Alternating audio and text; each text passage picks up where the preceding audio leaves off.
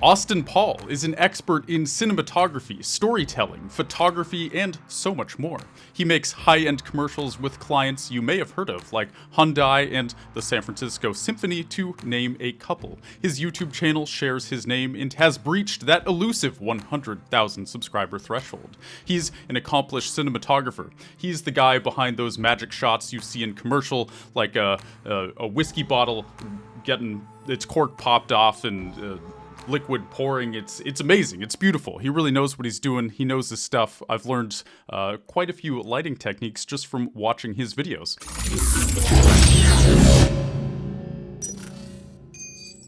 Austen, how you doing today? I'm doing good. I mean, thank you for that wonderful intro. You're talking me up a little too much maybe though, because I don't know if I can live up to those expectations. But yeah, I can definitely talk a little bit about filmmaking today. Hell yeah. Yeah, I like to build people up, before we start the conversation, get their confidence up so they can express their best self. So, the commercials you shoot are like, it's weird. When you watch a commercial, I almost imagine that nobody makes it. They just kind of like appear somewhere and you get these like really high quality shots, kind of as I mentioned, of like liquid pouring into a glass or something like that, and we're kind of just used to seeing it. But of course, there's professionals behind the scenes making it. It requires a lot of high end equipment.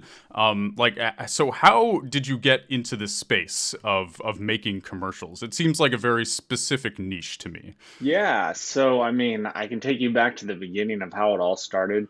It it is a Please. little bit of a long story, but I was always into filmmaking ever since I was a little kid. I saw this documentary about Steven Spielberg, and I knew that I wanted to be some part in filmmaking. I wanted to be a director. I wanted to make my own movies. So, like a lot of kids, I ran around with the camera and started telling everybody what to do, and we'd make movies. Um, Fast forward as I got older, I was told in high school that, that's not going to be possible. You have to know people in the industry, all that stuff. And I kind of lost sight of that track a little bit. And then I didn't think I was going to go to college. I ended up going to college and didn't had no clue what I wanted to do. I think at one point I was looking at doing mechanical engineering, and then me not being so smart realized that that has pretty much a lot to do with math, and I'm terrible at math. So that was out the window. And I kind of bounced back towards filmmaking, where I got a degree in communication design multimedia, and it was the closest thing to filmmaking at the school I went to.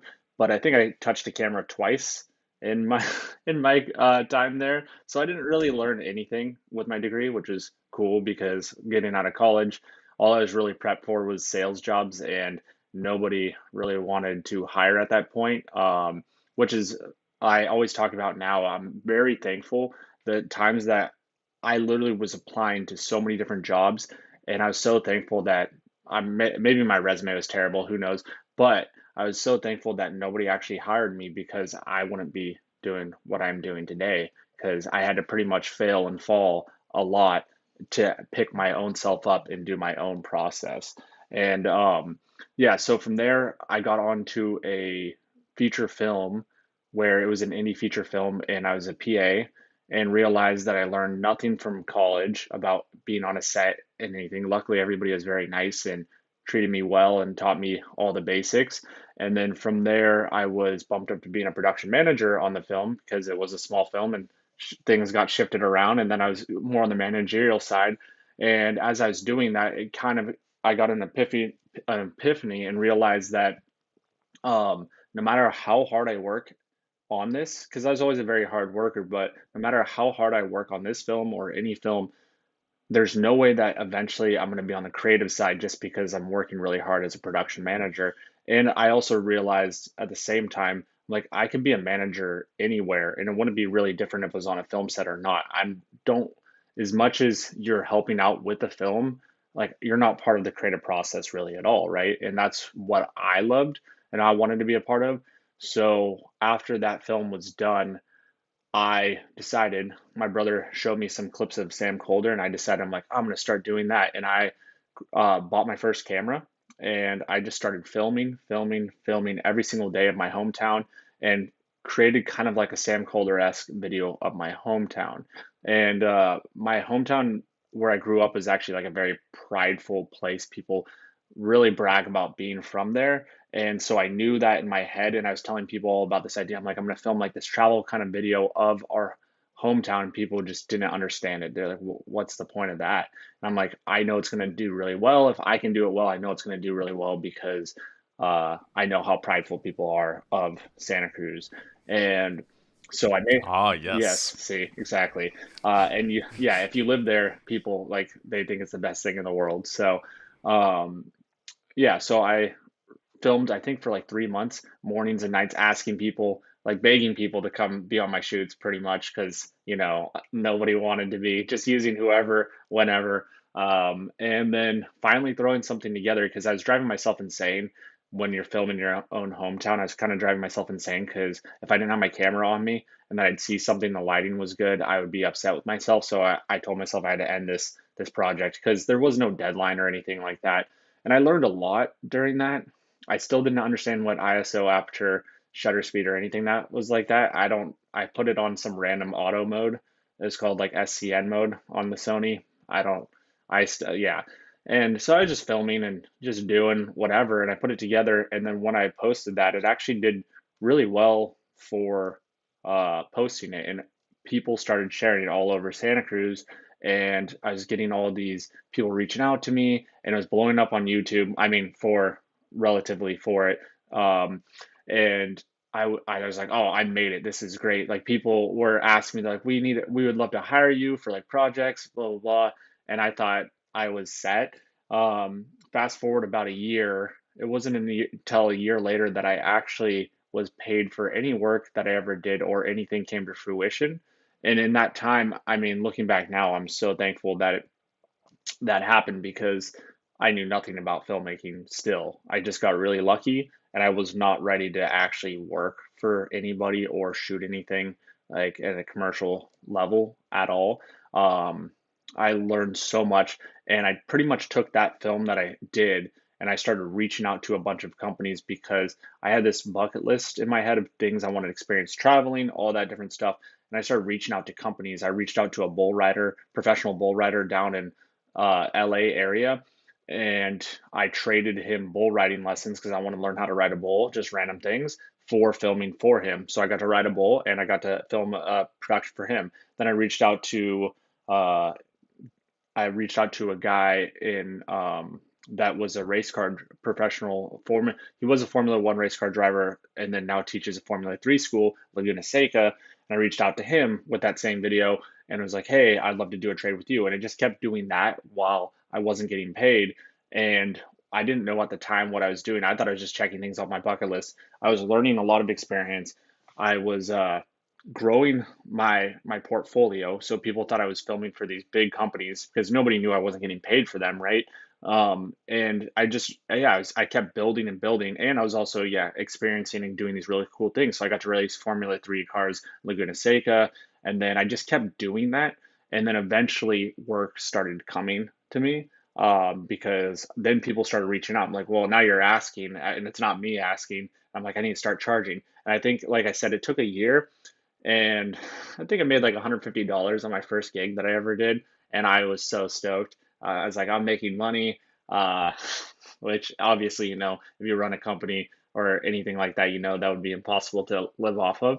But that's where I started. I mean, I started with nothing. I started with a GoPro, then moved up to a DSLR, and then just kept doing that. And then fast forward a year after that, I was traveling all over the world filming for different companies.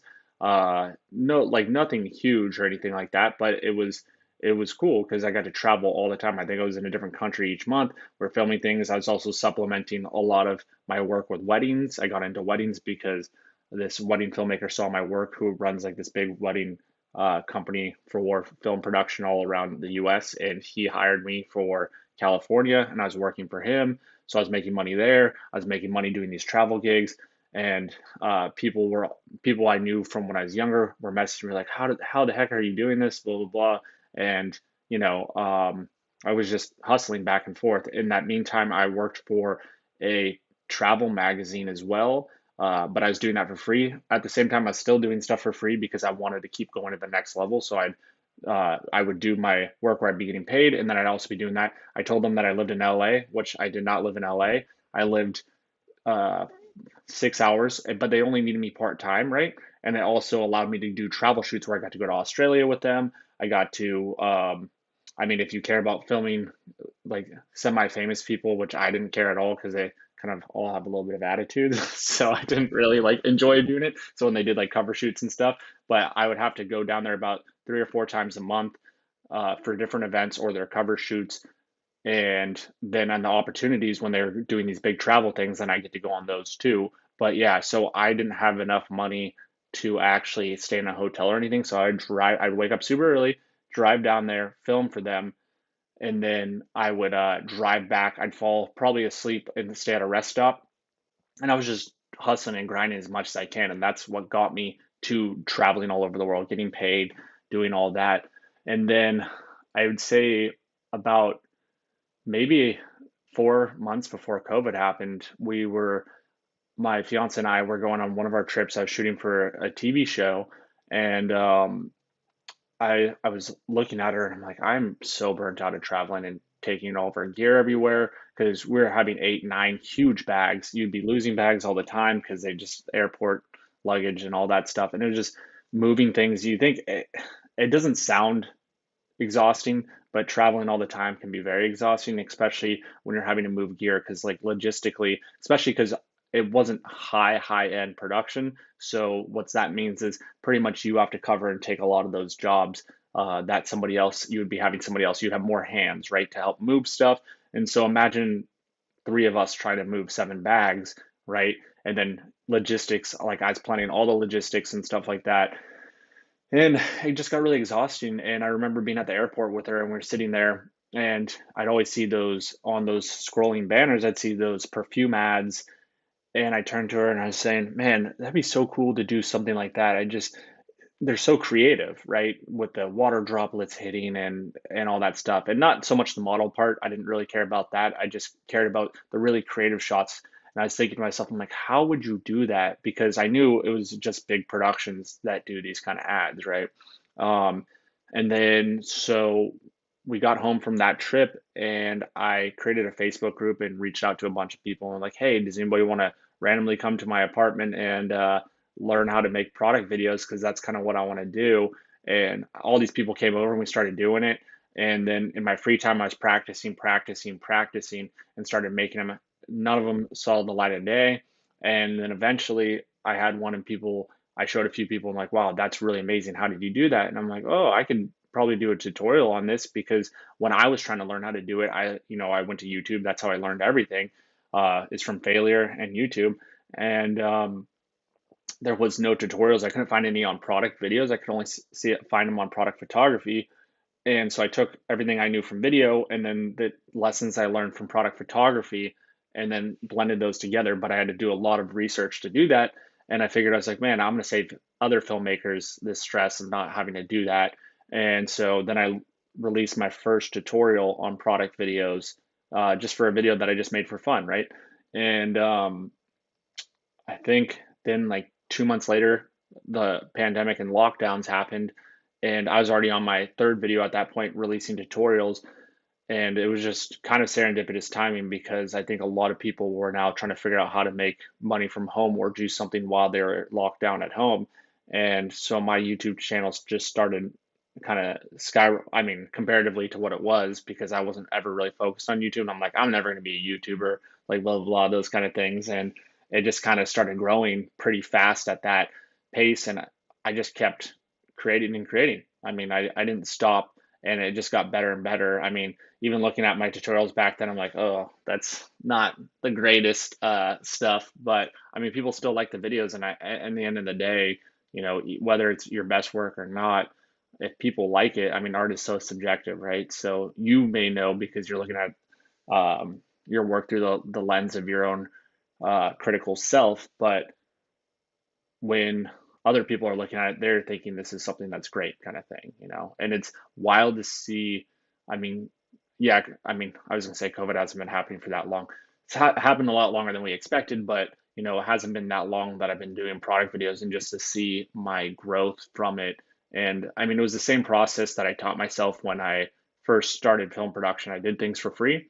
I just started making a bunch of spec work, and then eventually people started hiring me. It took me about like 4 months into COVID. I mean, most businesses were shut down anyways, right? Like 4 months into COVID, I don't think I made any money on any of those videos that I put out there. And then inquiries and stuff started coming in, and now uh, more work than I can actually possibly do. So And so YouTube is like your main traffic source for potential clients to talk to you. Is that what I'm hearing? yeah, I mean, yeah, that and Instagram, it kind of switches back and forth. It's very weird. Like I can post something on YouTube and it'll do amazing, and I'll post the same exact thing on Instagram, does terrible, and then vice versa. Uh, no rhyme or reason, I just don't know. It's sometimes like a lot of the times I feel like you are in the fate of the algorithm gods, you could say. Um, and so yeah, no rhyme or reason, and sometimes just the it is just YouTube, and sometimes it is just Facebook. But I also built a big clientele list from back in my day as well. I just tend not to do those anymore because I've enjoyed doing product videos so much, and the creativity that's behind them.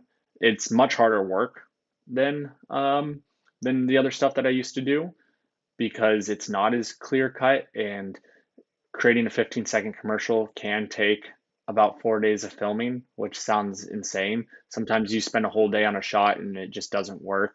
Yeah, but I've learned so much from it, and even no matter no matter how much you've done it, it's kind of just like a puzzle or a riddle that you're given, and you have to problem solve in that moment. Because there's always things that go wrong on set, and or an idea that you've had and you've done 100 times for one type of product, then you try to do it for another product because they want that similar shot, and it just doesn't work for their product, and you're having to problem solve on the fly. Or you think of this creative idea in your head for a client, and then you're like, oh, this is going to totally make sense, I've done something very similar, and then you try to do it and this doesn't work, so you have to really quickly try to figure out how to fix it, or you're wasting a whole day, which costs, money in the end of the day. So money and time. So Yeah, just the concept of taking an idea and actually making it happen, it can be surprisingly difficult. And especially like the fact that a 15-second commercial can take you 4 days. And like it's kind of crazy to think about because it sounds so short. Like I could make a 15-minute video in 4 days, but also it's not like as specific and as I guess it's just a totally different art form, hmm I yeah, suppose. it's And completely different. I mean, the learning curve for it, when I went into it, I knew nothing. I mean, I knew filmmaking, right? And I was well versed enough to be doing commercial type stuff, but not product videos. And just a whole different ball game. Not saying one's harder than the other in any kind of way. It's a whole new learning curve that you're trying to teach yourself. And I mean, I kind of approach that with any type of filmmaking. If I do a different type of genre of filmmaking, then I always prepare myself, and I always tell myself, look, you're going to fail pretty hard at first because this is not your expertise, right? And then you just have to keep doing, keep failing, keep trying, and then eventually you'll get there if you just keep practicing at it, kind of thing. So, yeah, makes sense. And I mean, clearly, practice has been like the mantra of your career here. Like the amount of work you've been willing to do for free in the past is, I mean, that's pretty awesome. And just clearly, you got some drive. Can I ask how old you are? yeah, I'm 30. Nice. I'm also Oh, 30. Congratulations. We have reached level 30. yeah. Well, I'm hoping, sometimes people, I mean, back in the day, I guess that was like half of your life, right? And now I'm hoping that maybe it's going to be a quarter of our life as technology improves, or, we start becoming half robots. So that'd be cool. We'll see. Yeah. Oh yeah, half robots living to 120, Yeah. 150. The future is now. It's gonna be Yeah, dope. as long as when I'm that old, like if I'm 120 and I don't like feel or look like a 120-year-old, that'll be totally fine. I don't want to live to 120 if I feel and look like a 120-year-old. Then there's no point. I don't want to be just sitting there feeling like I'm just dying, being like, oh. Like, yeah. Slumped over in a Yeah, chair, then barely yeah, alive, there's no just point. kind I of. don't want those extra whatever 20, 30 years. Don't give them to me. I'll gladly just pass along. So Yeah, likewise, man. Likewise. So, like at this point in your career, do you like what does your average day look like? I kind of like to ask this because I think a lot of people when they are first getting started in trying to make a living in the arts or whatever you want to call it, they kind of have an idea in mind of like what their day is going to look like. Maybe they think they're going to be able to wake up late. They can make their own schedule. Like, do you feel now at this point that you have a good amount of control over your life and your hours, and you're more comfortable than waking up at 5 in the morning to drive from Santa Cruz to LA? Like, yeah, where are you at I now? live up near. I live near San Francisco, so I'm about like 40 minutes east of San Francisco. I don't like the hustle and bustle of like the big cities. I like to have. I mean, I work hard enough. I don't need to be in an environment where I don't need any more chaos in my environment than the chaos I already bring myself. So. Fair enough, Yeah. dude. Um, yeah, so I mean, I'm just laughing about it because I totally mixed up our podcast today. When I, for some reason, when I read your email, I thought it said Tuesday.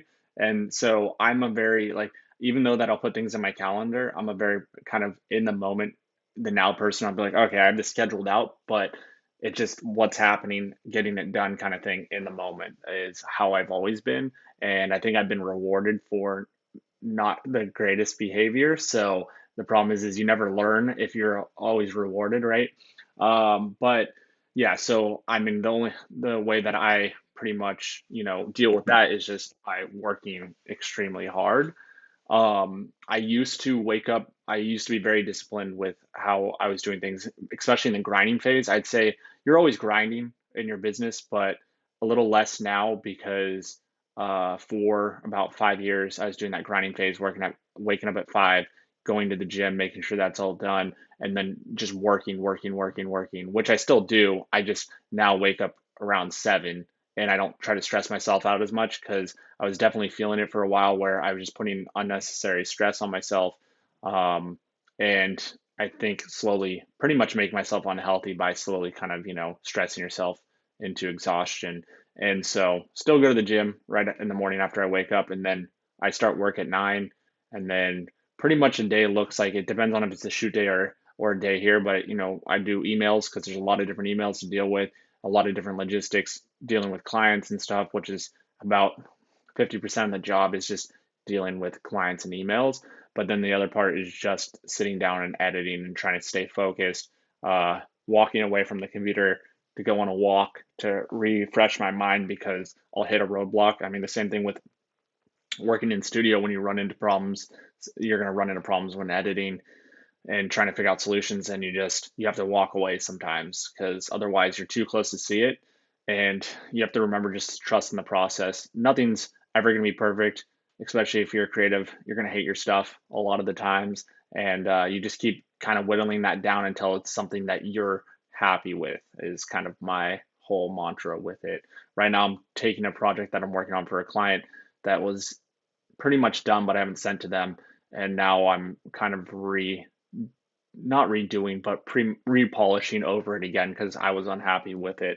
And then people always ask me that too. They're like, "Well, how do you know what is good or not?" I'm like, "It's just a gut feeling." I mean, everybody has their own creative eye, and sometimes I'll just be, and people ask me like, "What's wrong with it? What's wrong with your video? Why do you not like it?" And I'm like, I can feel it in my gut, right? So until my gut's happy with it, then I won't put it out there, kind of thing. So. Yeah, I mean that's always I think the best way to do this is just operating from your intuition, right? And kind of I think if you overthink things, or sometimes I'll like try to convince myself that something I spent a bunch of time on that I don't like, I'll try to convince myself that I actually like it. It never works, but there is like a desire to just sort of say screw it and submit the project, but that is definitely not the best idea. So I understand the struggle there. So it sounds like your kind of day to day is some sort of organized chaos. Is that correct? Yeah. You're kind of just like that. The life of the in the creative world. It can be really weird. My days are very similar. I like it that way. I think maybe we have similar brains here. It's like I too feel like I've been rewarded for, I don't know about bad behavior, but we'll say bad behavior. And just being a full time YouTuber for like 6, 7 years, you can kind of wake up whenever, work whenever, and maybe that isn't the best. So, do you feel like this kind of this path you've taken, like it's made you more organized, or do you feel like you? Because so the reason I ask is there's like a if you're really into what you're doing, clearly this is what you want to be doing. There's like a more motivation to get your shit together, so to speak. Like for me, I feel like I'm working towards getting more organized. Whereas if I had like a 9 to 5 job that sort of organized my time for me, I would actually be less organized in the long run because I would kind of be stuck in this artificial schedule. Y- Yeah, I mean, I trust me, I want to be more organized, and I always say it. Like, right now, I have a calendar that I organized for this whole month, and things have been taking longer now, and so now my whole like literally one day got messed up, and so now my whole calendar is screwed up. Oh So and no! then Oh I no! never look at it again. So I planned that calendar yesterday, or no, not yesterday, last week on Friday, and it's Monday, right? And one day screwed it up, and I probably won't look at the calendar for the rest of the month, unfortunately. Um, Oh dang! I really do try to be organized, but again, and it's something that I strive to try to be more organized. But as things have blown up more and more, and success has come, the problem is you don't really have as much time to, you're just juggling more balls in the air with what you have. So really, I'm just working harder and more and longer, to keep all those balls from falling and hitting the ground, kind of thing.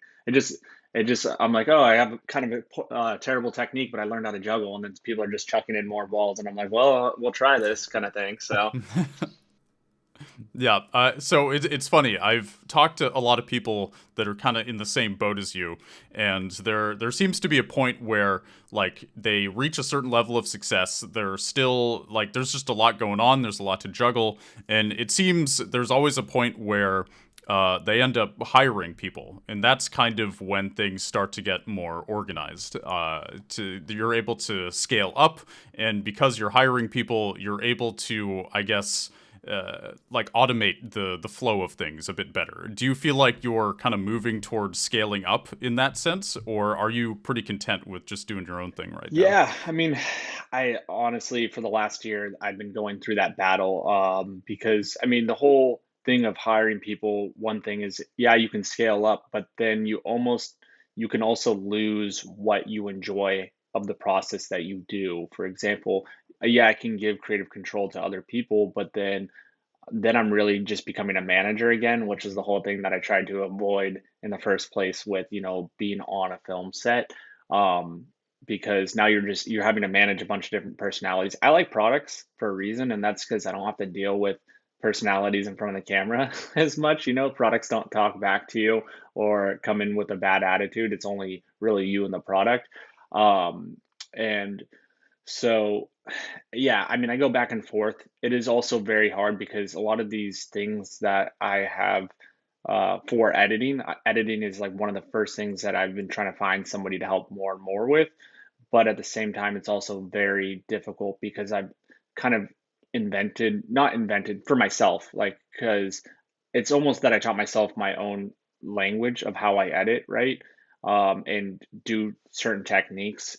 And it'd be very hard to find someone to do exactly what I need them to do. It'd be the time of right having to teach somebody exactly how I want it, right? And eventually that will come, but because I am so busy, it's almost easier for me to just keep grinding through it, kind of thing. So that's the hard part, right? Is you have to find people, but then you have to also have the time to train people exactly what you need, and then finding the right fit, and then if your personalities are going to work, and then if their creative uh, outlook is good, right? The managerial side would also be very hard because I don't even if somebody was more organized for me, it might be harder for me because again, I have organized chaos, so I know my chaotic way of organizing things. And if somebody came in and had it more organized, it might be too hard for me to understand and be like, wait, where is this? When is this kind of thing? I mean, my fiance does a good job, not on purpose. She's the one that yelled to me in the other room. She's like, "Don't you have a call right now?" And then that's for for her because Thank goodness for yeah, her. yeah. So because I was just deep into editing, right? Once you got into a zone and flow, then it's hard to break out of that kind of thing. But I'm not saying that I don't think of myself in a way that I'm like super talented that nobody can do my job or anything like that. That's not the case. It just, I taught myself in a very weird way how to edit what I need to edit. And I'm sure other people can do it in a certain way, but I'd have to teach people how to do it my way so that if I need to, if they need to send me over the file and I need to do something on it, then if they do it a different way, then all of a sudden then I'm having to try to learn what they're doing, which slows down the process as well. So yeah, there is those factors, and I am looking at scaling up. I've started taking on people that I know that are talented enough, and then doing a referral kind of fee for projects because again, like I said, there's too many projects that I can't even do them all. So I do like a referral fee with some of the people that I work with that I know are at the level that I can have them work under my name, kind of thing. So Right on. And I understand the hesitation with hiring editors. It seems to be a pretty common, I guess, fear or just question mark. Because, you, especially in your line of work, you probably spend so many hours replaying the same like 10 seconds and kind of cutting it up differently and trying all these weird things, and your process is probably very hard to articulate and sort of make objective and clear to somebody else. It's very as you said, in the moment. So I understand the hesitation there, and I mean, sounds like you're doing great as is. So I also wanted to ask you. You have a product video course. So this is, of course, the video creator show where we talk about how people are kind of using YouTube to monetize and to make careers, passive income, whatever. Can you tell us a bit about your product video course and like how YouTube feeds into it? yeah, of course. So I mean, my YouTube started growing, I had so many people reaching out to me and telling me they're like, your tutorials have changed my life completely, which is amazing to hear. Because that was like the whole point of it in the first place was to make an easier pathway for people to get into product videos. And not, I mean, my whole thing is not like, oh, I want to take down the system of big production companies, but I thought there's a whole piece of the pie that a businesses weren't getting product videos, smaller businesses weren't getting product videos because they don't have the budget to pay 50 to $150,000 for a video production team to come in there and do a product video. And B, filmmakers, instead of having to just do corporate gigs or wedding films, I was like, there's a whole creative side that we can all be a part of, and that's product videos. So, I mean, bringing those two together, because there's this whole void there, I was very happy to hear that people were able to take the concepts that I taught them and then reach out to companies that have smaller products, smaller businesses, medium sized businesses, and even very large businesses now, and make product videos for much cheaper and also be a part of that creative process and make money. And as I was doing it, people kept asking me, like, can you do editing tutorials? Can you do these kind of tutorials? And I'm like, realistically, my editing tutorial would be an hour long and it only scratched the surface, and that's not really a place for YouTube. And I try to keep my videos at least 10 minutes or shorter. They seem not to be, people don't enjoy them as much if they're too long. And so I decided to do a course, based off of the whole like full-time filmmaker, which Parker Walbeck pretty much, for filmmaking kind of, standardized, I guess you could say in a way. And so based off of that, I decided to do my own product video course where I teach people more in depth, people that really wanted to invest the time and people that I could actually spend more time instead of just getting people that are kind of half interested in bombarding me from every single social media aspect. I could actually have students and teach them, and that was the whole reasoning behind it. Um, and so it just goes into a lot more depth, like more things. People always think they're like, well, what can I learn differently that you don't teach on your YouTube tutorials? And I tell them a lot. There's a lot that, you're just literally seeing me skim over things, and I go into details of all of those things. I go into details of lighting and how you have to do it, like not how you have to do it, but why we do it like this. I go into how to prep products. I go into everything in editing, all the tricks that I know, right, that I've taught myself or that I've learned from other people, and just anything in between, and even how to run your video production business, because that's a huge thing, and how to land clients and how to look for clients. And so, I mean, the course, I didn't think it was going to be as long or as big as it is. And then it ended up being close to 30 hours of content just for a course. And then we also have a Facebook group where people can post and interact. And then when I have job gigs that I'm not interested in, just because they probably don't hit my budget anymore, or I just don't have the time, then I'll post them on that page so that these people that are new into product videos can land clients as well. So. That's awesome. So you kind of have a like I guess an ecosystem going that helps people who are taking your course. I think that's somewhat unique from what I've heard because most people, they buy a course and there isn't really any connection with you beyond that. So props to you, man. That's awesome that you're like legitimately helping people get clients directly. Yeah, I mean, I think I that's th- probably huge I for mean, that's people. the only way, I feel like that's one of the only ways that you're ever going to have that experience. And sometimes people just need a little bit of that extra boost, because I know how hard it was when I first started and I reached out to creators and they just saw me more as competition and, blew me off kind of thing, or just didn't have the time. And I always promise myself if I was ever in a position of influence that I would help people in any kind of way possible, because I mean, who knows? I mean, I don't think I'm going to be I mean, I hope, I always aim to be like the next Christopher Nolan or whatnot, but maybe you are helping somebody and that little nudge that you gave them that's the person that's going to come up and be, that great. And then you get to experience that art, that's the amazing thing about it. You raise the bar and then you're not only pushing the industry, but you're also pushing yourself because now you have to make sure that you're staying on top of your game as well.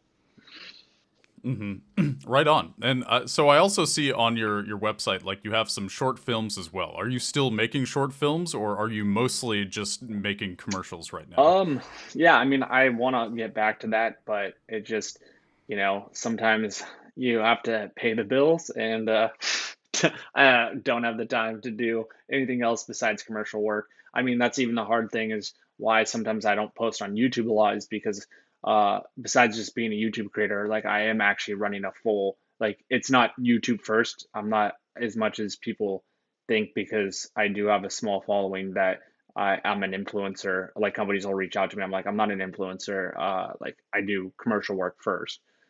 So, I'm running a full production company. I'm working with clients and actually delivering commercials to them, not just a YouTube video and be like, oh yeah, here's a commercial I made for them, but it's based off of influence. It's more based off of, skill and work and process and the time that it takes kind of thing. Because the difference, I guess you could say, between the two is that if it's influence, most of the time they're not going to, besides legal reasons, they're not going to have much feedback of what the end video is going to be, right? Where my clients have complete opinions and feedback on all the videos that I delivered to them, right? So. Well, yeah, like in the fact that you're able to make a good living in the space at all is awesome. Like every time I talk to somebody who has kind of found their way doing this, it inspires me. And I'm kind of at a transitionary point in my career where I sort of took a step back from my YouTube channel and I'm kind of seeing what else is out there. And I'm still occasionally posting, but it's always really interesting to see how people are able to make a living and to do it in a way where it's still true enough to themselves to feel good on the inside, which is crucially important. Like at this point, do you feel like you'll be in commercial work for a long time? Is this kind of your end goal? Do you have an end goal? Are you kind of just playing it by ear right now? Like, I guess what's on the horizon for you? Yeah, my end goal is to direct films, and also, I mean, at first I was gonna say, to be when I was younger, it was obviously to get one of my films, a feature film, in theaters, but that's probably less and less of a goal now because theaters are kind of going downhill. But I, I mean, this might be a controversial opinion, but I think that, and I know people have been saying it for a long time, but I do think like the film industry itself has slowly started to deteriorate in the quality and what they're putting out there. A lot of things are just because they think it's going to make money, right? I mean, I just went to the theaters recently, and every single trailer is obviously a superhero film. And even then, I mean, so everybody just going that direction because, it's a safe bet, safe money. But even then, as much as it's amazing what Disney, I guess you could say, is doing with creating a bunch of films, superhero films, it's almost like having Christmas every single day, and then it gets less and less special, right? And personally, I think the quality of those films have dropped off quite a bit, and getting worse and worse. And then they're going to get more, political with it, which I always think that to me, what I love about film is that it takes you out of reality and you can sit in that moment and be a part of something of a whole different thing where you don't have to think about any worries or anything like that because you're so involved in that film. And I feel like that's becoming less and less as well. And my dream is to, I mean, I've always wanted to be a film director and, like I said, get my movies into theaters, but now I want to help hopefully inspire people to, I mean, I want to create films, but I want to hopefully inspire and help turn that whole thing of movies around and, make sure that there's actually movies that people enjoy watching. And at the end of the day, like enjoyment is my biggest thing when it comes to film or art or anything like that is people like, well, what's the meaning behind it? And I'm like, there's no meaning. I just want you to enjoy it. Like that's it. Like there doesn't have to be a deeper meaning in everything, right? Like sometimes it's just pure enjoyment. No, So everything has to have a deep metaphorical, poetic meaning, and it's super duper I love that important. about film. My schooling because we had like film classes and everything. They're like, well, so what do you think the meaning is behind this? And all these people will be throwing about out a bunch of ideas, and I'm like, honestly, like, and especially doing it now, I'm like, I think the person probably just filmed it like that because a they thought it looked cool and that it was interesting, but there wasn't like some like subtle deeper meaning on the other side of it. I don't know. That's just my personal opinion. I think everybody gets way too artistic with things sometimes, and they're like, can it just be because you thought it was cool? Like I don't know. That's just how I look at things. And like when I do things like, oh yeah, what is that? I'm like, I just thought it was cool. This is the only way I could do it with it making it look right. Going back to that whole gut feeling kind of thing is that sometimes I'm like, oh, I had to do it like that because that's the only way that it kind of matched with that kind of thing. So I know I'm speaking very vague, but there's a lot of different situations that like run into all the time, and people think it's for a whole reason when it's really, or like this deep reason, and it's really just that's the only way that I could do it kind of thing. So Yeah, it makes sense, and I think you're also thinking practically. I started out in college as a film major, and technically I was a film major for 2 years, but I only took one film class, and the whole program was very theory based, so I wasn't even going to be making that many films while in college, and I was like, what's the point? So I switched. However, during that time, I met a lot of people in film who were kind of interested in it, in and around it, trying to get into the industry. And not everyone there was super practical. They were very kind of airy, and they were interesting people, very artistic. But I think your perspective of like, I think that was just an easy way to do it, or that was a good way to do it, because it was just practical. Like, I think that type of thinking has probably helped you a lot. Versus just trying to overanalyze everything and find the artistic meaning. I also like what you said about the film industry, because I agree. I feel like it is sort of, I don't want to say it's on its last legs, but it is far past its prime.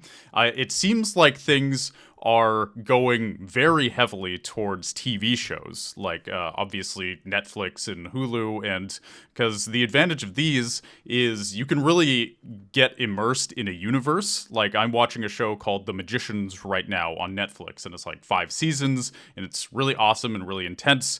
But like if you tried to condense that into a movie or something, even it's like so much harder. three Yeah. movies, yeah, it's so much harder, and it's not as immersive. It's like less interesting, I guess. Yeah, I And mean, I you just get so much a deeper character. The environment, the characters is so much deeper in TV shows.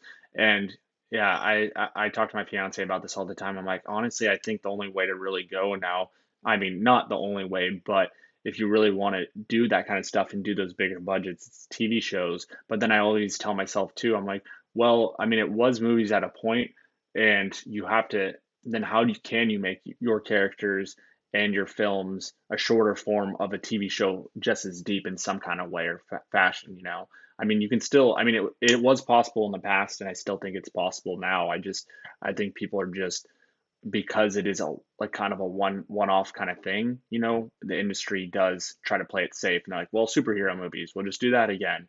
And people don't really care what if the movie's good or not. They just want to see superheroes kind of thing, right? Uh, I mean, obviously, and not to discredit any of the directors or all the people that work very hard on the films and stuff like that, but I mean, everything starts with a script, right? And if the script is poor, no matter how talented you have the people on there, it's never going to be what it's supposed to be, right? Yeah, I think in any industry, or specifically Hollywood and filmmaking, there's essentially two archetypes of people. There's artists and executives, and some people sort of fill both roles. They kind of have a producer role or something, but I like to think of it as a sort of a spectrum. You know, you're either an artist, you're an executive, or you're somewhere in between. And it seems like in the last decade or so, the artists have sort of been leaving, and the executives have somehow gotten like more power and more. It just seems like the true artists are less interested in making these movies. And again, like kind of as you said, I'm not trying to discredit people who are making superhero movies. There's plenty of very artistic, talented people that are doing it, but it does seem like the decision making, it's like the artists have to more and more work within the boundaries drawn by executives who are trying to make money. And I get it, but I think that's also a limitation of Hollywood. Is it's almost like every movie is a gamble in a way. It's like a multi-million-dollar gamble.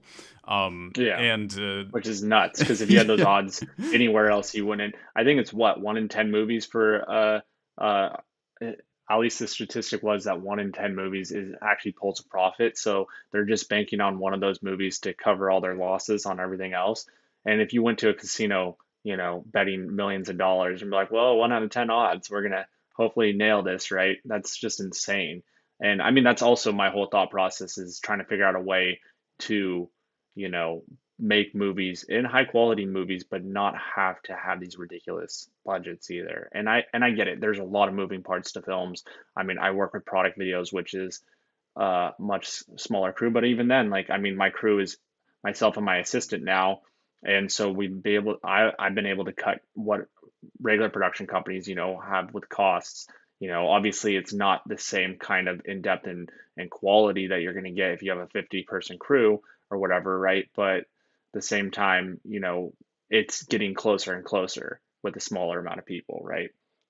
You just have to fill a little bit more roles, but I want to eventually kind of take that and what I've learned from what I'm doing here and then put that into making films as well. So, Yeah, it seems like these days it really is useful to be nimble and kind of the jack of many trades. Like filmmaking in the past, especially, it seems like it was just you had to have a lot of money. Like even in like the year 2000, video cameras were not that common. Like most people didn't really have one. And now they're kind of everywhere. So it's much easier to be a filmmaker or a YouTuber, even if all you have is a cell phone. And I think that concept, it seems like it even spills over into kind of what you're doing, like the commercial industry, even. Like, as long as you have, I'm sure, you know, your equipment cost a pretty penny, but it didn't cost millions of dollars or anything, and you're just one guy with an assistant. So you're nimble, is what I'm hearing. And you're not a 50-person crew, because you don't need that anymore. You just don't. I think the technology has gotten to the point where things are just simplified, and we're kind of like, why overcomplicate things? yeah, I think the technology has gotten there, but the industry hasn't, kind of thing. And I think, I mean, I've been an extra because I like to always do research and stuff on some big productions and just seeing the amount of waste and expense that they have because it is really just a corporation at the end of the day that's running these films. I mean, same thing with big corporations. There are just so many jobs that people are doing where they're literally just staying around, they're doing nothing, Hmm. and all the money and wasted and time that goes into that just because there's so much, because the budgets are so big that what happens? The money, there's oversight, and money just gets started spilling out in different directions. And then at the end of the day, those little things do add up, and and then all of a sudden, like, wow, this movie costs like this much over budget. And the reality is because they had all these positions and jobs and extras that they didn't need. I mean, I was on a film where they, to paint a picture, it was only like 15 minutes in the film. It was like a flashback or whatever, and they rented out the entire boardwalk for that film. They had about, I think, maybe 100 extras. They used, and get this, they had to find casting. They had to put out a call. They had to do marketing for these extras for it, right? Um, then you had to go in and get fitted like a week before with a whole wardrobe production team. So you got to think of all these costs. Like I'm not going to go through all the costs, but all these different people, like head of wardrobe, all this, all these stylists, all these things, every single day, all the food, the catering, all of the PAs that had to be watching us. I think they used, besides one of the shots, they kept using the same 10 extras the whole time just to walk back and forth in a shot that, like, where the bokeh is, like, it's like a 1.5 and you can't even see all these people. So really, if they were even in the right time wardrobe, you wouldn't even be able to freaking tell. Like, all this waste, why we even had to have makeup on, right? Everybody had to have makeup on. Why? Why? You had to pay for all their food. You had to pay for all these extras. It was just the stupidest thing. This movie, there's like 15 minutes in the movie, maybe even 15 minutes of the movie, right? 10 of the same extras just walking back and forth just for the dialogue scenes, right? They're just in the background, and then one shot where they show everybody, but it's still so freaking far away that, did you need that many people? Like, or did you even need everybody to be in 80s wardrobes and stuff like that? And that's just what I'm trying to say, is like how much waste, how much time, money, and waste was that whole setup, right? And not even talking about renting the location. The location I know is very expensive because I asked once to use it just for my student film, and they told me it was, I mean, back in the day, and they're like, yeah, it's gonna be $60,000. I'm like, I'm just a student. I'm like, I just wanted to walk in there with my camera. Like, what are you what are you talking about? Like, you think I have $60,000 to give you guys for 2 seconds of a shot? And so then I just took my camera and just filmed anyways. But Yeah, that's the you right know, move for sure. Is this the Santa Cruz Beach Boardwalk you're talking about? yeah, Yeah, yeah. hell yeah. I went there as a kid, and it is a magical place. No, Yeah, I mean, I work there, so the magic is gone for me. no, But you yeah, saw behind the curtain. That always, and again, I haven't been since I was a kid, so it is probably less magical it now that I'm changes. an adult. Yeah. Things always just seem very different. Yeah, everything seems a lot smaller and then not as clean. Yeah. It's kind of the two things where the magic takes away from you. So, hmm Yeah, it's funny how that works. Growing up is, I guess, it gives you a clearer perspective on things, but it can be a little it can rob you of the magic if you're not careful. Got to be careful with that. Yeah, so I think that all this talk of the movie industry is very interesting. How, like, I think it's sort of at a legacy point where it's accumulated all this wealth and money, and it worked for so long having these really overly complicated movies. And I mean, you talking about all of these extras and all of the wardrobes and all of this waste, it clearly was fine for decades, and now it seems like it's having trouble keeping up. So I don't know. I guess I'm in a good place where I'm sort of in the new media part of it, and you are as well, sort of able to embrace the new generation, the new technology, instead of sort of doing all of this silly stuff or like trying to be an actor. Which, nothing wrong with being an actor, of course, but even then, if you are trying to be one, I think often you end up being like beholden to and controlled by this sort of silly old industry that doesn't make a lot of sense a lot of the time. So for anybody listening who maybe is thinking of getting into this, and you're just trying to get acting gigs or whatever, like, try getting behind a camera too. Try doing your own thing. yeah, I would say 100% my best advice to anybody that's trying to be any type of part of the film industry: build your own path, carve your own path, because in the end, if that works out, it's gonna be so much more rewarding than having to be beholden, like you said, to a lot of people. Like, if you're an actor, start just filming like short skits, putting them on YouTube, putting things out there. like make your own shorts. Like that's what I would recommend, really. In the end of the day, I mean, same thing with anybody that wants to be a filmmaker. A lot of people, they see my success now, and they obviously haven't watched since the beginning, and they're always like, well, I can't do what you're doing. You have so much gear now, and you have all these clients, and you have money. And I'm like, yeah, it didn't. None of it started like that. And any filmmaker I've ever talked to that's super successful, literally, or I mean, in this generation, I would say, um, literally all of them started with, their phone, GoPro, DSLR, and that's it, right?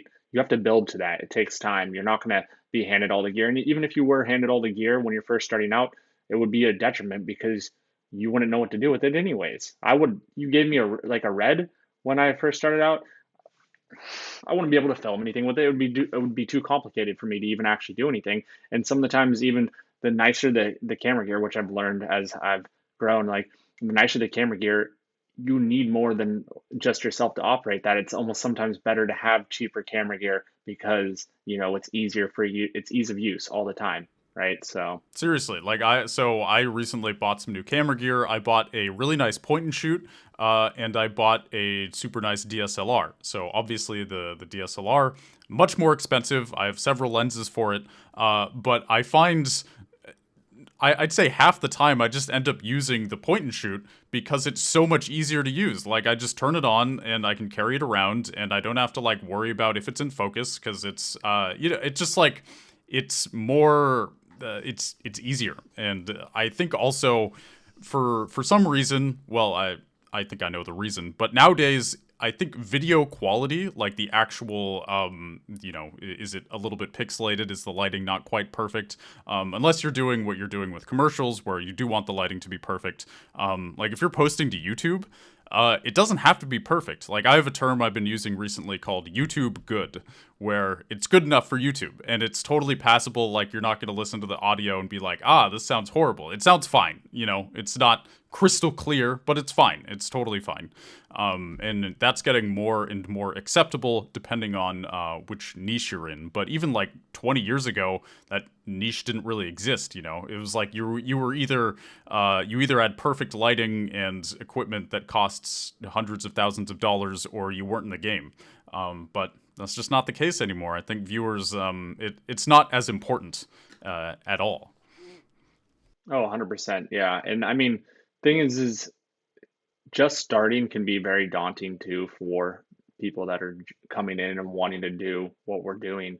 But start small. Don't look at the big picture. Don't look at where the end game is. Just literally just start small and just start doing it. You'll be so focused on it. If this is your passion, you'll find out really fast if it's your passion too. Because filmmaking, I think a lot of people think, oh, like there's some kind of magical. I thought it when I first started, and I can't tell you how many people have had to come on my sets, be like, oh, I love filmmaking. This is what I want to do. And I call it they always have me and my assistant always make this joke that they have this magical meeting that comes up around lunchtime where we'll never see them again. They're like, oh, I forgot that I have this meeting because it's not as, I guess filmmaking is not as magical as you really think. You have to be really passionate about it because it is a very slow, tedious process. And there's not a lot happening I mean, there is a lot, but it's hurry up and wait kind of thing. You're having to do a lot, and then it's going to be like hours of just, meticulously doing the same thing over and over again. Very boring for most people, but and you'll find out if you love it or not, right? And if you love it and it's your passion, start small. Just start slowly growing. Don't look at the big picture and you're like, I'm not where this person is. I'm not doing what this person is. Everybody has their own starting point. Some people a little bit higher than others, but you have to put in that time. You have to put in that effort, and you have to fail a lot again and again and again, especially in any kind of genre of filmmaking that you're going to do. You're just going to have to fail. And don't look at failure as a chance or opportunity missed. Look at that as a step forward because now you know what not to do, kind of thing. So, Right on. Yeah, I've been talking to my buddy who is also in the YouTube sphere about just setting small goals and kind of just taking it one step at a time, and that tends to be more wholesome, easier, and definitely works out a bit better. So we have hit the 1 hour mark. This went by pretty fast. Thanks for joining me today, Austen. So why don't you like pitch your stuff, tell people where they can find you, maybe talk about your courses, and just whatever it is you want to talk about. Yeah, of course. Yeah, so my name is Austin, obviously. Now putting on the spot, not trying to think. So, I mean, I teach tutorials on YouTube. I also show my commercials and behind the scenes on Instagram. So if you're just looking to enjoy eye candy, Instagram is probably the place. If you're looking to learn a little bit and kind of dabble your, I guess, dip your toe in the water, then YouTube is the place for it because it's all tutorial based, entertainment a little bit, but mostly tutorial based. And then if you're really wanting to invest and learn about product videos, whether you're just a starting out filmmaker or you are a filmmaker that is not very happy with the direction that you've been making money in, then come check out my product video course. It's just productvideocourse.com. And there's plenty of testimonials on there and people that will tell you that literally it's changed their life to make money. And not saying that everybody will, it's never the case, but if you work hard enough and you have a passion for it, I can guarantee you that you'll make money following your dreams. So, Hell yeah, I love it. I love it, man. I really do. Well, there. well, thank you. Yeah, there you go, everybody. Austin Paul, thanks again for joining me, and Thank you, Grant. yeah, have a good one. You too. Yep. Until next time. Until next time. Bye, everybody. Subscribe, like, subscribe, whatever. Bye.